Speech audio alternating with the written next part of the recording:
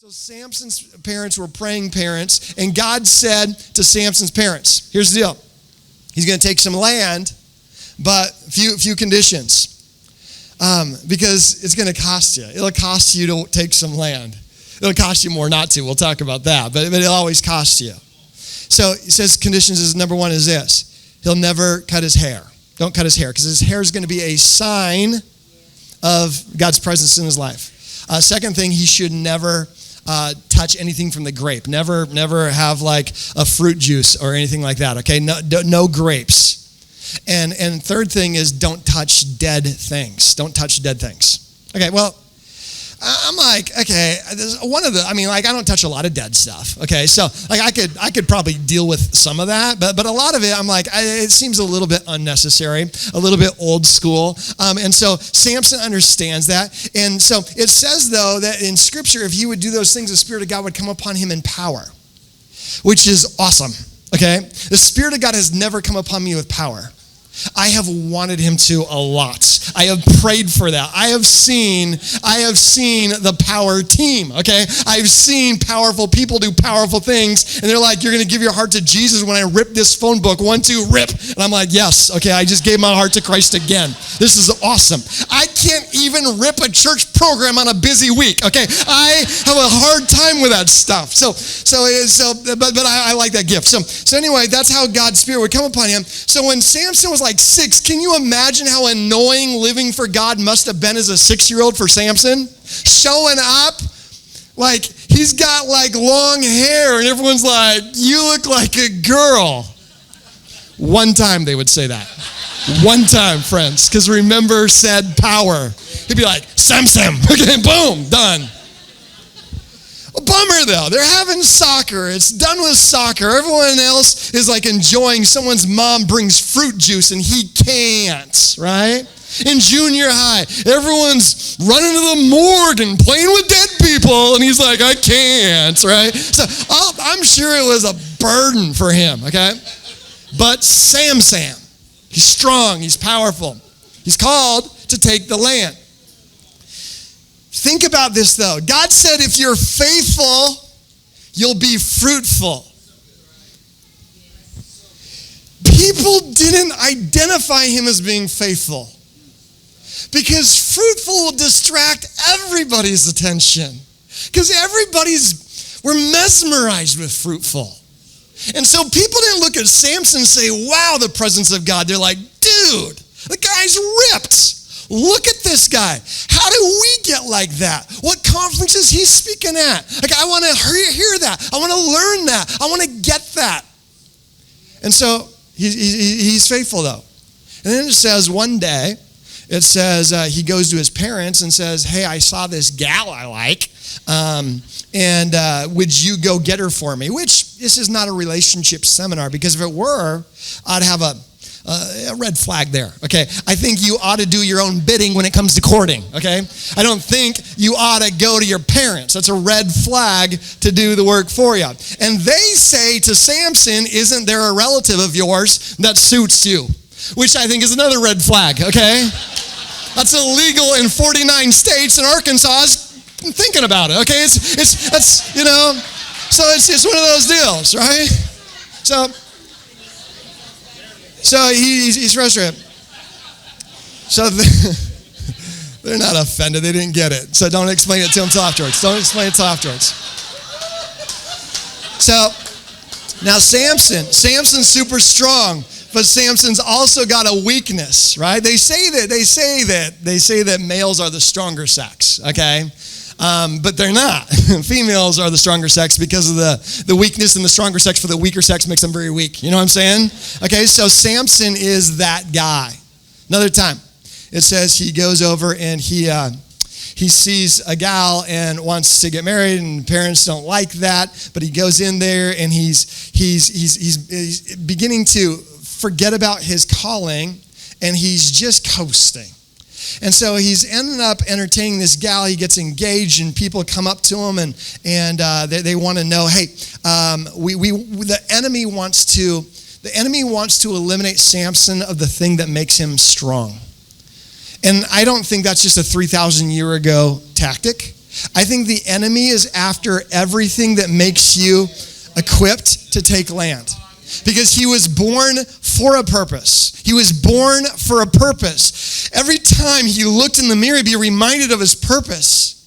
But the enemy hates your purpose. Why? Because the enemy hates you. Like, I know, like, if you want to fight me, you probably could. I've got the build of a victim. I'm aware of that, okay? I understand that. But let's say you weren't going to do that, and you wanted to hurt me without hurting me. The most hurtful thing you could do is hurt my kids. If the enemy can't touch God, the most harmful thing you can do is go after his kids. And when God gives you a purpose, and Satan knows it, he's going to distract you. Here's the deal. He'll even give you the things you think you want in order to take away the thing you think you need. And so anyway, one day he's going and he's hanging out with this gal, but before, on his way there, he is surrounded by the enemy, and the enemy wants to attack him. And so it says that they go to kill him. It says he picks up a donkey jawbone and he goes to town on the enemy. Now, I've never seen a donkey carcass, okay? But if I were supposed to like look at a carcass for a weapon, I don't think I'm picking up the jawbone, okay? I'm getting like a sharp femur, so something I can like shish kebab some Philistines. Like, how do you kill people with a jawbone? Like Pac-Man? I don't know. But he does this, right? So he eliminates them. Another time he's going to go visit his girl. It says that he gets there and there's a lion. Like Mufasa jumps out of nowhere. And it says that he grabs Mufasa and just pulverizes him, kills him. So another time he's going to go visit his gal, he sees Mufasa's carcass. And there's honey in it. And so he goes down and little honey. Side note, I'm trying to keep track of the big list of rules he was supposed to avoid. I'm thinking he's starting to get casual with one of them. If you're going to have vision, you got to avoid dead things. God doesn't say, I don't want you to have dead things because it's so much fun. God says, I don't want you to have dead things because there's a time limit, there's a shelf life on that thing. I'm telling you, we do people injustice when we tell them that sin isn't fun. Sin's fun. It wouldn't be so popular if it weren't fun, all right? I've seen a lot of holy people that look like they can use some fun, okay? It's like, they're like, sin ain't fun. Well, you ain't doing it right, okay? Because sin's fun for a season. It's kind of like falling out of an airplane, right? It's fun all the way down. So Samson's enjoying the journey while he's getting really comfortable with things he should never get comfortable with. And so then he goes in and the enemy surrounds him and they say, hey, tell us this riddle. Riddle us this, Riddler. We want to we want to know the secret of your strength. And he's like, I'm not going to tell you unless you can solve this riddle. So he says this. He says something like, out of the strong something sweet, and he gives him this little funny rhymey riddle about the lion. And they couldn't solve this riddle. And Samson said, if you solve this riddle, then we're going to give you all of these clothing. It'll be like a buckle giveaway, okay? This is going to be like gift cards for everybody, like a shopping spree. And so it says they couldn't do this. They couldn't figure it out. So they bugged his gal until she got Samson to tell her the secret. She then goes and tells the guys. They come up and say, we know the answer to the riddle, and they were right. They were talking about the lion and the honey.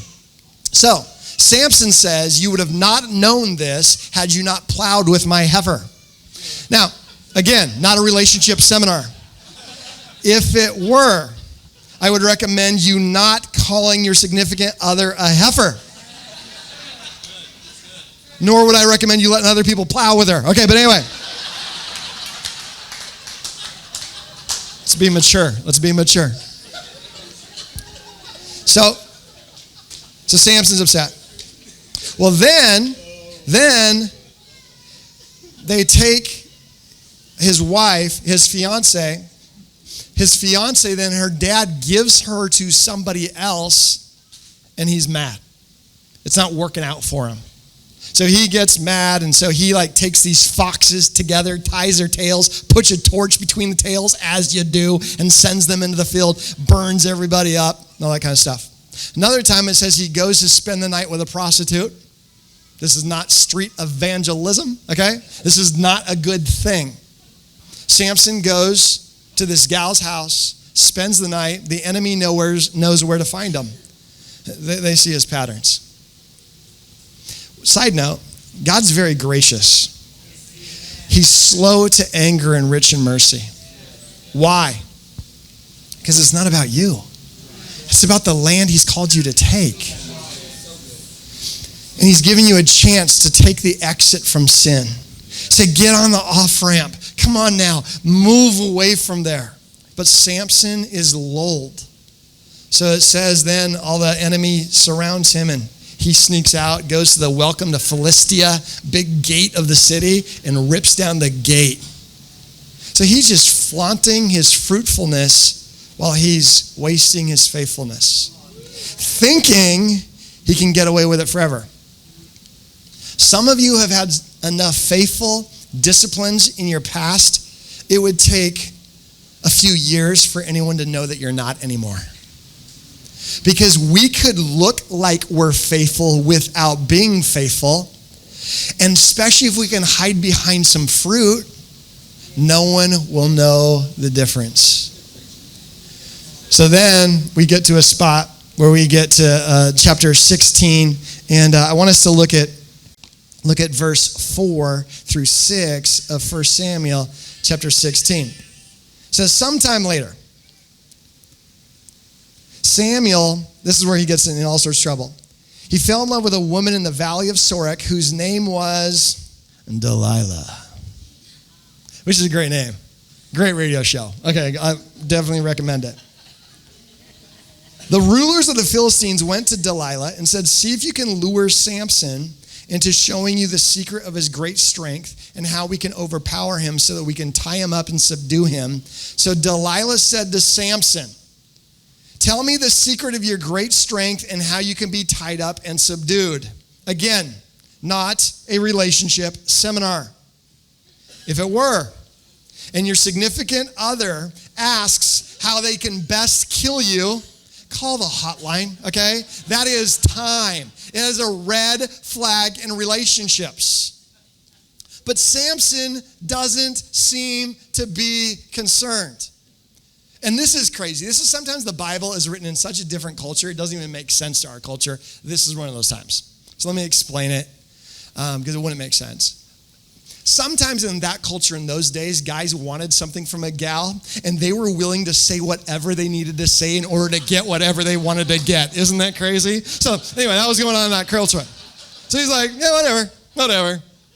So it says, he's like, okay, well, here's the secret. He says, if anyone ties me with 7 fresh thongs that have not been dried, I'll become as weak as any other man. We should probably also understand what the word thongs means. Okay, different 3,000 years ago. You're like, this guy's crazy, okay? Like right out of the dryer, okay, right out of the washing machine. These thongs, just tie me up. No, it means fresh straps of wood. So he's like, that's how you kill me. No, where were we? Sometime later, he's asleep. She ties him up with 7 fresh thongs. She calls the Philistines to surround him. She's like, Sammy Poo, the Philistines are on you. He wakes up.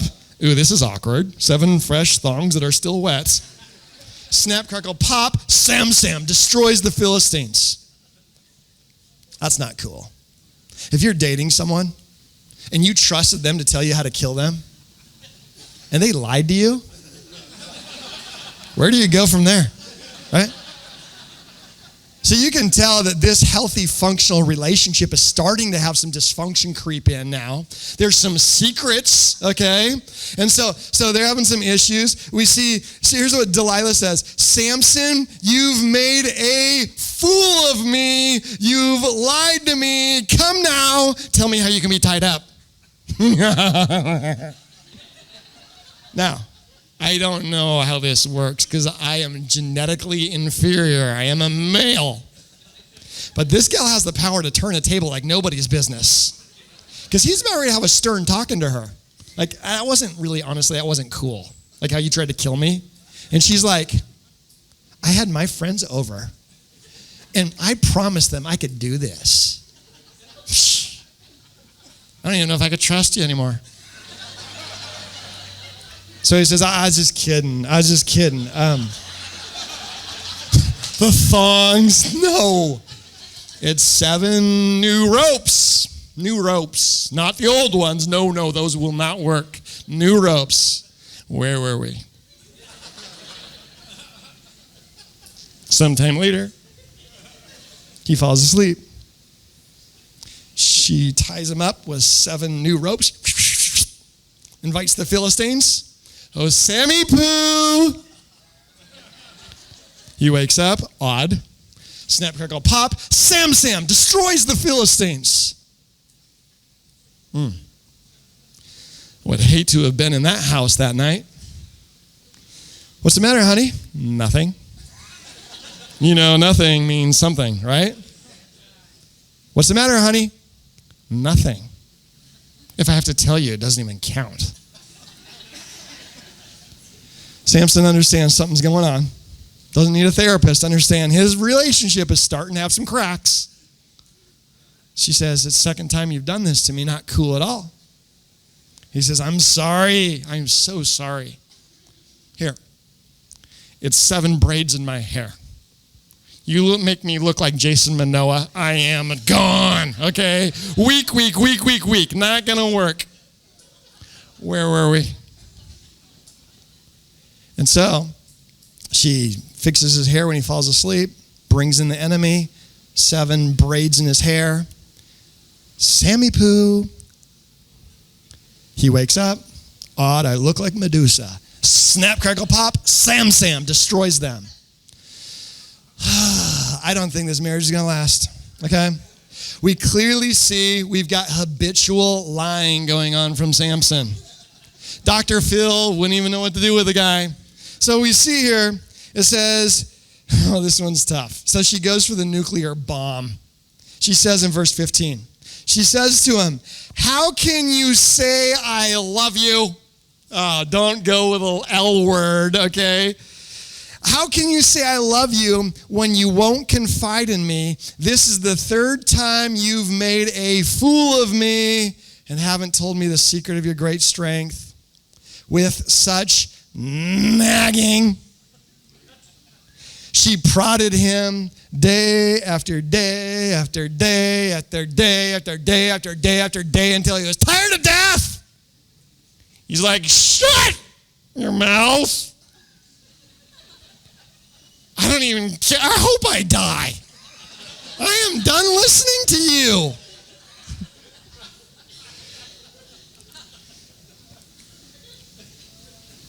One of the versions of Scripture says he looks at her, says, okay, I'll tell you the secret of my strength. It's my hair. It's not true. That's how off he is. His hair is not his strength. It's the Spirit of the living God who he's been trampling is his strength. He is so fooled by his own fruit, he thinks it's about him. And he says, I would rather lose what God gave me than miss out on this magic moment right here. And it says, he fell asleep with his head in her lap. It is not ever a win to get so intimate with the enemy that you think you're invincible. And that's the danger of fruit. Fruit makes you think that you're faithful. Some of us, that's all we pray for is fruit. Why are we praying for fruit? That's God's job. He don't need prayer. Well, we need to be as faithful. He'll bring fruit in his time. Fruit in his season. Some of you, you're discouraged because you have been faithful. And maybe you've been tempted to say, God, how come this isn't working with me? Why isn't this happening? Why does it happen somewhere else and not to me? Why am I going through this? Listen, you focus on being faithful. Whatever you have, whether it's good or bad, whether it's an abundance or whether a lack, be faithful with what you have. And God is not running out of fruit. He will give you fruit at the right time. So don't, and then listen, let's not worship other people's fruit, okay? It comes from God. Every good and perfect gift comes from the Father above. So this time he fell asleep. She took a little off the side. She shaved his head.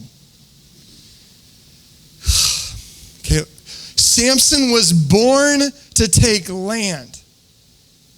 He perverts his entire calling to pursue his personal pleasure.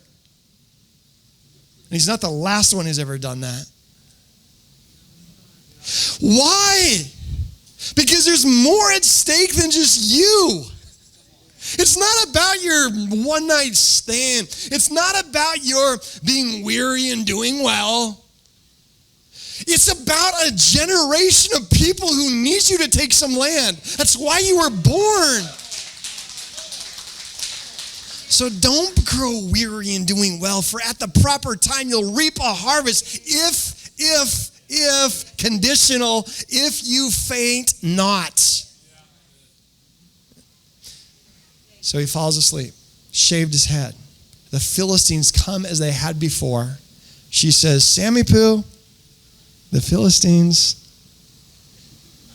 And he wakes up. But check this out. Verse 20 of chapter 16.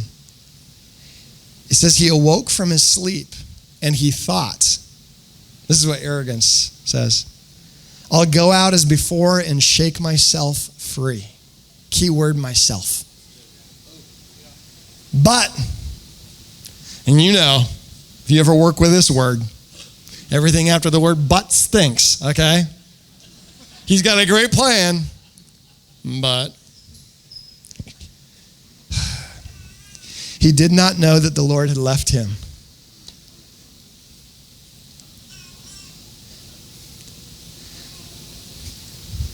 It's not Arby's where God rings a bell to thank you for your service as he leaves. God doesn't always let you know, I'm out. He knows when he's no longer wanted. And Samson doesn't even know. How off can we get? I know what I'm doing. He rises up and he cannot overpower them. And he doesn't know why. It says they bound him with chains. They took like what we would compare to like an iron fire poker and poked out his eyeballs and continued to make sure he had a shaved head. And they throw him in prison. Strapped to a wooden post that as he would move with his shackles, there would be a big boulder that would turn. And underneath that boulder is grain that would now be ground up, wheat ground up, taking every bit of his strength. This blind, bald, bound, broken man. Now feeding the enemy. The group of people he was called to take their land. Sin does not give us a bad hair day. Sin destroys the purpose for which we were created. And we've got to take ownership. I remember as a parent, my kids are learning to be potty trained. That's a fun moment. Season, right? I remember when Sydney would walk up with the oopsie walk, you know? Like, and you're like, oh, good Lord. Wow. Sydney? Perchance, did you poop your pants? She look at me. I didn't poop my pants. Are you sure about that? Sense a foul spirit in here. Like, ooh. Like, sis, do you mind if I just take a quick peek? Won't take long, just a peek. I didn't do it. I'll just go. And then every parent knows that little hook, finger hook, where you pull and you. I was like, Sydney, you sure you didn't poop your pants? She's like, I didn't poop my pants. Well, I'm like, someone pooped your pants. Now I got a lot of questions. Right? It's like, just own it, right? Guilty. Too many of us, we get in Samson's position. I'm fine. You sure? You sure about that? Oh, no, I'm fine. Well, the reason my attitude's so bitter is because of what they did to me. It's them. They pooped my pants. See this mess? I'm mad at them. And now I got a rash. Like, no. Here's the deal. It's pretty tough to poop someone else's pants. It's probably yours. Samson has plenty of chance to own. Now check this out about Samson. Samson's fruit made him so busy before, he forgot what got him there. See, when he was little and he was different, he had plenty of alone time. Plenty of alone time. Because difference makers are different. If you're afraid of being different, you're never going to make a difference. So when he's little and he's contemplating, why am I different? Why don't I fit in? Maybe I was born for a different dimension. Maybe I was born with a different purpose. And he understood that, and he had plenty of alone time to reflect on his calling and on his purpose. But now Samson was so fruitful, he was too busy to be alone, and he had no opportunity to be faithful. And sometimes God, in his rich mercy, will clear your schedule.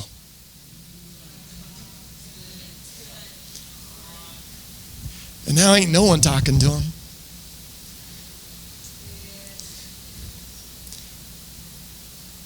It may seem like I'm surrounded. It seems like I'm surrounded. Day after day. That's all he's got. However, there's a verse, end of Judges 16. It says this. But after years of doing this, the hair on his head began to grow again. Faithful without fruitful. I'm vulnerable. I'm stripped. I'm broken. Brokenness is the alarm of heaven. A broken and contrite heart he will not despise. And as he begins to be faithful, and it says he begins to grow his hair. One day the enemy has this huge party with thousands and thousands of people in the land that Samson was called to take. And it says, let's bring out that one dude so we can laugh at him. Because the world loves to laugh at a fallen leader. So they bring Samson in his shackles out. Blind and bound Samson, no longer bald, he says to a servant boy, can you put my hands along the pillars? And you might want to take a hike. And as everyone's mocking him because he is no longer fruitful, but he's gotten his mojo back. It says he looks up to heaven and he prays this. Well, it's one of those prayers I wouldn't suggest praying. unless you're ready for an explosive move of God. Because he puts his hands on these pillars and he says, God, do you remember me? Samson. I was this kid with long hair, crazy dreams. I wanted to be used by you, for you. I was born to take land, take territory. I messed up. God, I don't know if you remember me, but I remember you. I remember the stories of Moses. I remember the stories of parting the sea. I remember the dreams that my grandparents and parents would tell me. I remember you. Do you remember me? Let me tell you something about God's memory. It's good. It's real good. He's not like Samson, Sammy, Swami, Slappy, Samsonite. That's not him. It's like, dude, I never forgot you. You know the best movie in 1993, Cliffhanger, right? Remember that one? Sylvester Stallone, at least one of his top 50 movies. Awesome movie. And it's not a movie about climbing a cliff. It's a movie about falling off a cliff. And if you haven't seen it, you got to read the book first, but then watch the movie. But let me give it to you in a nutshell. Spoiler alert. Opening scene. There's this gal who has no name, so you know it's not going to go well with her. She's climbing a mountain. She's in trouble. She's stuck. And so Sylvester Stallone's like, okay, that's you. She's like, okay. Yes, help is coming. So he's like rappelling or whatever he's doing and getting to her. And he's reaching down, and her rope. And you're like, no. And as it snaps, he's like, bah! He grabs her hand. Like Rocky Balboa has got you. Yo, Adrian!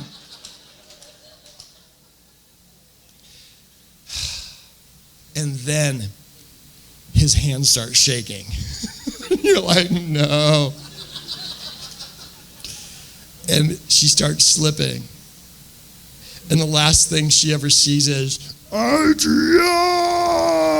I don't know what happened to her, I forgot. I think she's probably fine. Anyway, here's the deal. I'm like, seriously, Rocky Balboa's dropping you? That's how the movie starts? You die because Rocky can't, Here's the deal. God's grip is better than Sylvester Stallone's.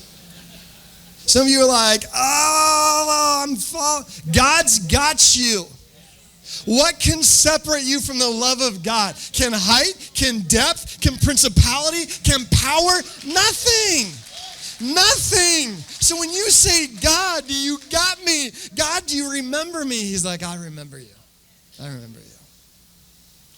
I invite the team to come on up, and I want us to get to a spot where we invite God to do something in our hearts. Let me tell you this tale of sponges. I don't know if you're a fan of sponges. You guys study sponges? Yeah, it's a pretty vibrant sponge crowd. There's a few types of sponges. This sponge has been around a long time, doing sponge type work. It's a pretty cool sponge. Sponge purpose, you know what it is? Soak in water. That's it. That's all it does. That's its purpose. I mean, you could try and take it sledding. It's all right. It's not its purpose. Its purpose is to soak in water. This sponge has been doing it a long time. This sponge was brand new today, first day. First day as a sponge.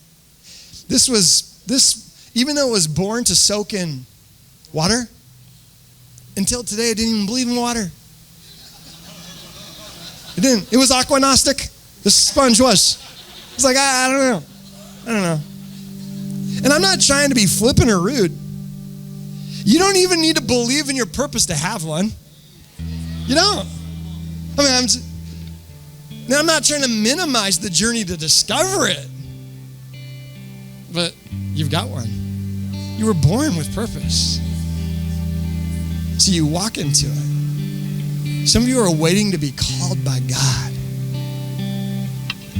You don't need to be. You were born. You're invited. Welcome to the planet. Enjoy your stay. I've got something for you to do. That's your calling. That's your calling. So just do it.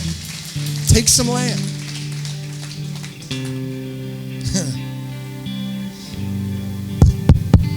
But this sponge, this is not cool. This dry, crusty, nasty sponge. Oh, the story it could tell.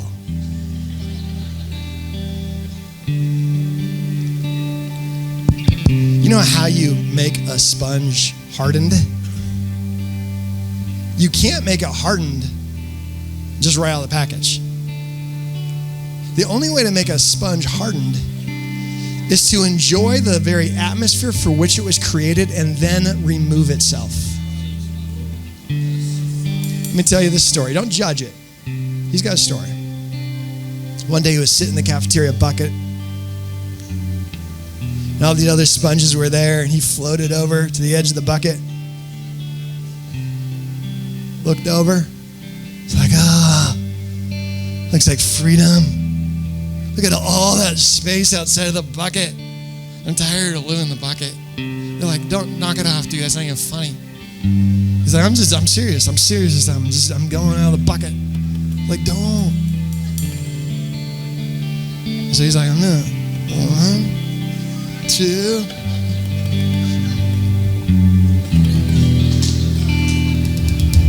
He's like, this is awesome! Freedom!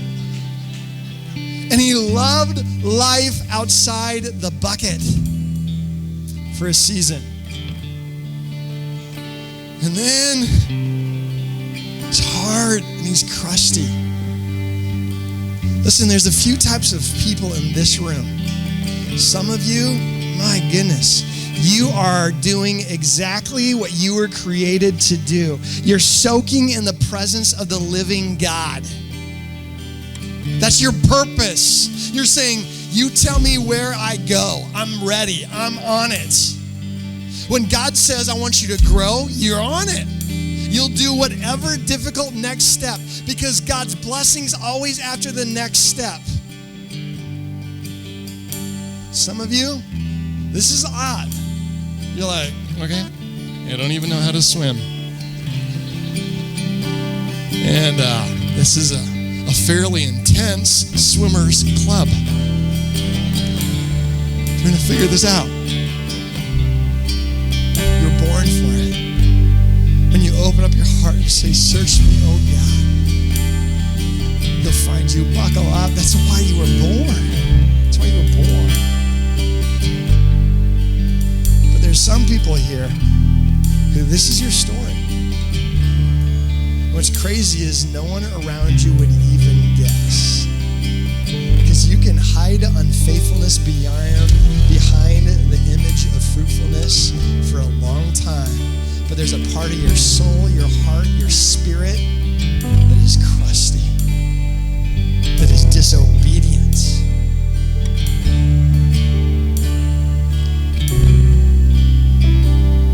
Faithful, fruitful. Fruitful follows faithful. Fruitful follows faithful. Faithful first, fruitful second. Don't be blinded by fruitful, be focused on faithful. My job is what? My job is, I'm to be, when things are going well, I'm gonna be, when things suck, I'm gonna be, when I get a bad report, I'm gonna be, when I get a great report, I'm gonna be, when I lose my job, I'm gonna be, when I get a promotion, I'm gonna be. And when you're faithful in little things, He'll make you faithful in big things. And you will be fruitful on time, in season, when you're faithful. Faithful, faithful, faithful, faithful, faithful, faithful. But I want to be fruitful. I want to be fruitful. Shut up and be faithful. Faithful, faithful, faithful, faithful.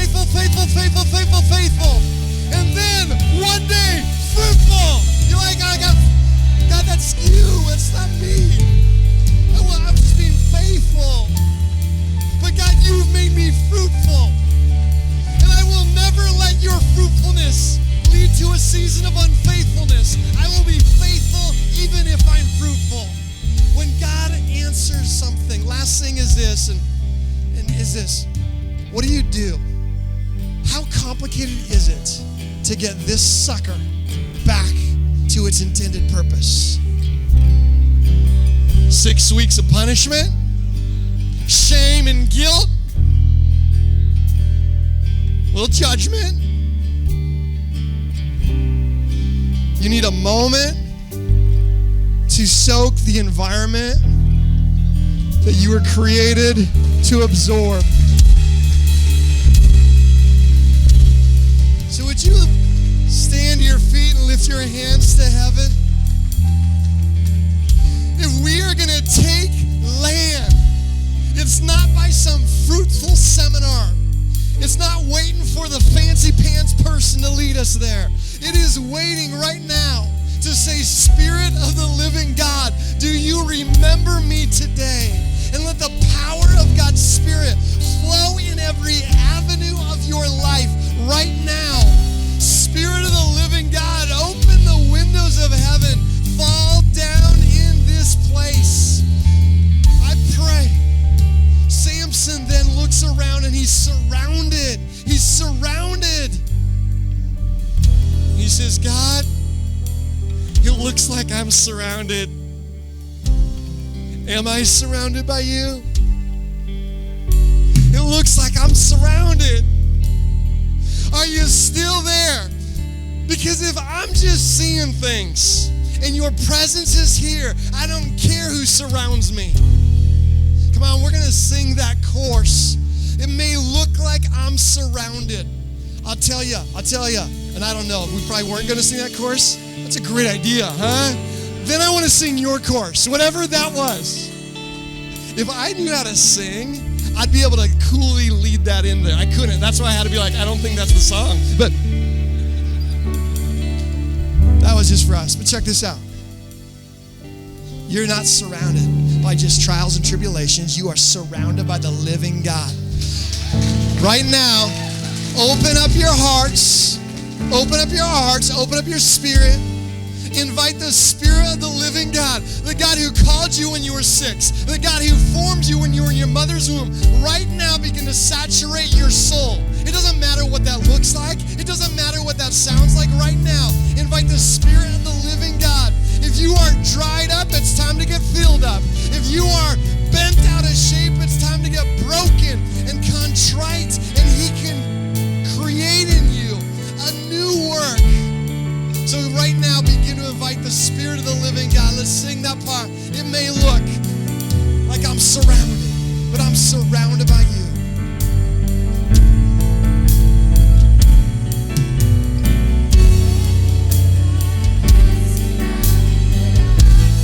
Come on, let God's Spirit surround your soul.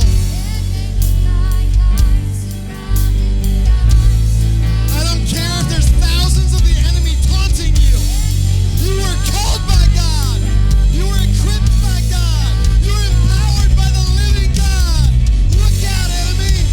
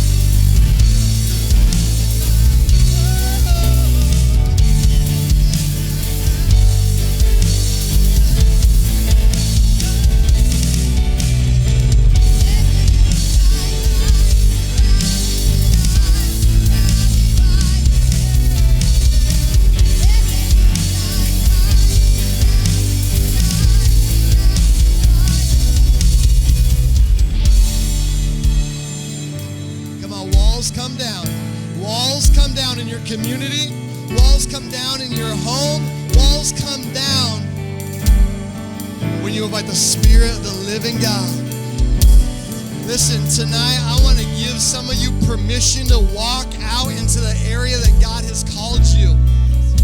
Some of you are waiting to be called. Stop waiting. Just start walking. Walk in your calling instead of waiting for a calling. You start walking. You start reaching that land. That land could be your neighbors, of being going to bust down walls of barriers for salvation. But you begin to believe that God has placed you in the right place. At work, and listen, don't worry about where it takes you. Just be faithful, faithful, faithful, faithful. He'll make you fruitful. He'll make you fruitful. But I also want to pray for this church. I believe that this church, good grief, has a purpose. You know what I'm saying? I don't believe that what God has started is finished, but he who began a good work will be faithful to bring it to completion. Come on, there's going to need to be some walls moved, money raised, mouths opened. But when people see that blind, bald, broken person strong again, you don't argue with that story. You don't argue with that story. So listen, I want you all over this place, if you are willing for God to use you in this next season, to take some land, would you right now just throw your hands up to heaven? God, we're not playing. We're not joking. God, if you're real, would you send us your power? Not so that we can be flashy, but that we can be faithful for you. God, would you change the population of eternity because of this moment? God, would you stretch the boundaries, the barriers of this amazing ministry to a whole different influence and impact? God, I pray visions and dreams. I pray finances and resourcefulness. Lord, I pray conversations that come right out of heaven. Lord, I pray, Lord, people would be strong. Where they're weak right now, they become strong. That your Spirit makes them strong. That we walk in function to our calling. In Jesus' name we pray. Amen. Amen.